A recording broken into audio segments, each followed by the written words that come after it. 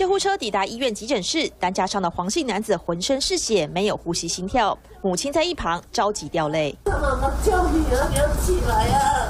妈妈不断呼喊儿子快醒来。尽管消防队员沿路 CPR 急救，但男子伤势过重，急救后仍然不治。 重回事发现场，地上血迹斑斑。黄姓男子当时骑乘的摩托车倒在地上，严重毁损。车祸地点在台东东河乡东河村。23号深夜11点多，白鹿台风发威。25岁的黄姓男子骑机车要回家时，疑似遭遇强风，加上车速过快失控，直接撞上路旁变电箱，人车被弹飞到30公尺外的马路上。离家只剩不到1分钟路程，发生意外。他骑很快哦。那时候有风有雨吗？风而已。 风很大，厚重的变电箱固定螺丝都被撞得扭曲脱落，可以想见当时撞击力道之大。警方拉起封锁线，不过部分现场已经遭到来往人车破坏。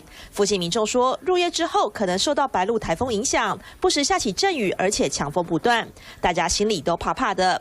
男子不幸撞车离世，车祸真正原因正由台东警方调查当中。